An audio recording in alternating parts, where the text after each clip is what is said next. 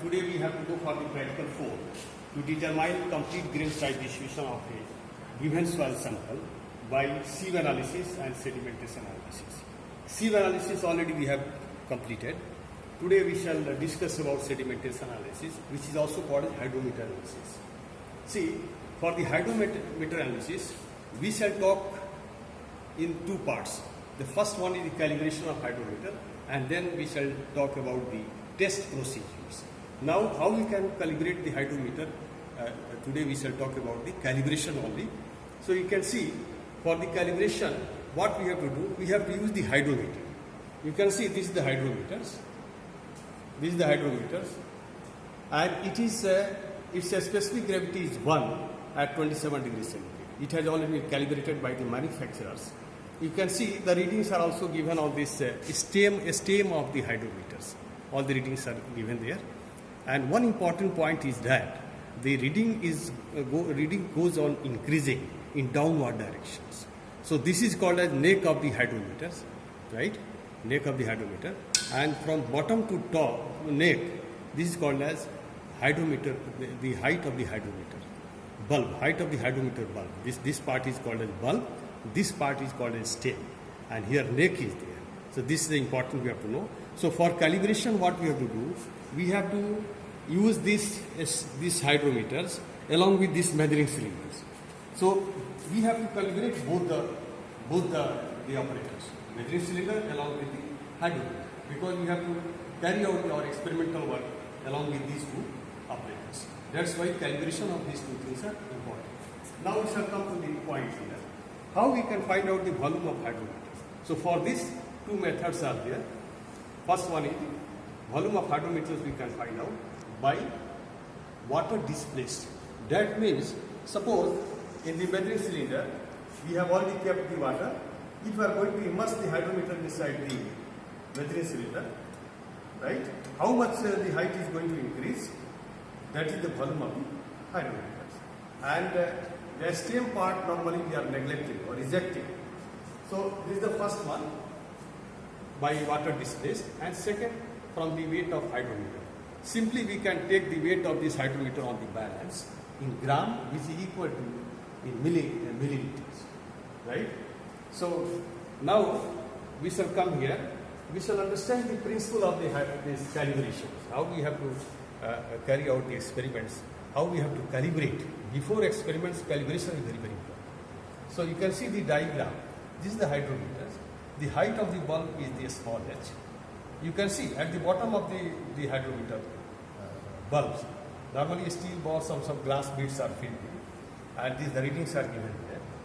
Normally, if you are going to immerse this hydrometer inside the measuring cylinder, this capital H is going to change, right? And RH is the hydrometer reading. So this hydrometer will move up and down depending upon the concentration of soil suspensions. So this small h is already fixed, but capital H is going to change. Let us see this the measuring cylinder figure. Suppose we have already filled the suspension inside the measuring cylinder, and the B and B indicates the center of the bulbs, right? And the AA indicates the top of the water level. So when we are going to immerse the measuring cylinder, when we are going to immerse the hydrometer inside the measuring cylinder, you can see what is going to happen. The height, if you are going to immerse the hydrometer, the B and B will move up to B1 and B1. That means normally the center of the hydrometer bulb will come to the point B1 and B1, and the level A and A will go up to the A1 and A1. So now we can see here. This is the capital H. So from A to A1, the height is going to increase by VH by V. VH is the volume of the hydrometer. A is the cross-sectional area of the measuring cylinder. How we can find out the cross-sectional area of the measuring cylinder? We can take suppose you are going to take 100 ml. 900. Suppose you are going to take 900 to 1000 ml. This is the 100 ml volume. And measure the height, the volume divided by height, you can find out the cross-sectional area of the measuring cylinder. So capital A is nothing but is the capital is the cross-section area of the measuring cylinder, and VH indicates the volume of hydrometers. So what it has been observed that once you are going to immerse the hydrometer inside the soil suspension, the height raises up to VH by A. Here, this hydrometer, this is going to become H by 2, and this part VH by 2. It has been observed by the experiments that this height raises by VH by 2. So now, how we can find out the capital H? Actually, this HE is very important parameters. This we need at the time of testing procedure, at the time of testing of the soil, or the testing of the soil, we need the value of H. So how we can calculate the HE with the help of this data? You can see this. HE is equal to H, this capital H, plus H by 2.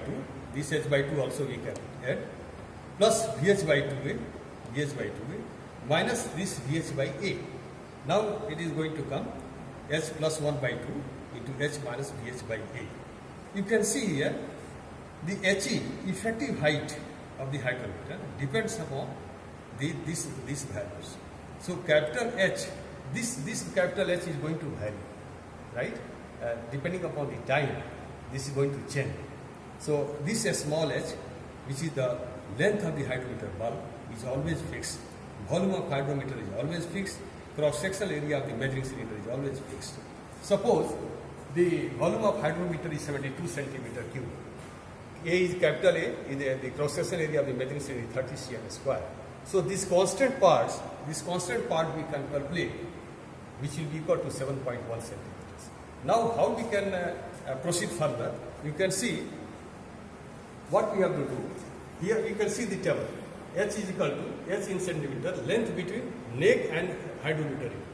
So what we shall do? We shall keep on the plain paper, and then we shall measure the length of the hydrometer bulb. This is from neck to the bottom of the hydrometers. This will be a small h, and from neck we shall start taking the values, taking the readings with the help of the scale. How much the first reading is there, then second reading, then third reading. Like that we have already done here. See, 1.8 centimeter, if you are going to for 30 centimeters. And one thing also I would like to tell you, to make the reading simpler, suppose 1.030 is there, 1.0250 is there. So this reading can also be written 30, 25, 20, 15, 10, 5, 0. You can see the reading is increasing in downward direction. This also we have to remember. And this reading 1.030, suppose 1.010 is there. So for making the reading simpler, what we have to do, we have to subtract by 1 and multiply by 1000. That's equal to 10. Similarly, all this reading has been written on this STM of the hydrometers. So now we shall see here from the tables the H in centimeter, length between the neck of the hydrometer and hydrometer reading. This is the hydrometer reading. So suppose it is coming 1.8, 3.6 centimeter, 5.4 centimeter. How this we shall get? We shall measure the readings with the help of a scale from the neck of the hydrometers. And from the different values of the readings, 30, 25, 20, these values are already written on the stem of the hydrometer. So we shall calculate these values, we shall measure this value on the stem, and then using this formula, we can find out 1.8, and this is 7.1 centimeter, so it will become 8.9. Likewise, we shall calculate all these values. So further what we shall do? We shall draw one graph in between the effective depth and hydrometer readings, and we shall get one straight line here. So what benefit is there? At the time of taking the readings, at the time of carrying out the experiments, once you are going to get the values of hydrometer reading, parallelly you can also find out the values of effective height. So this is our target for the calibration of hydrometer. Thank you very much.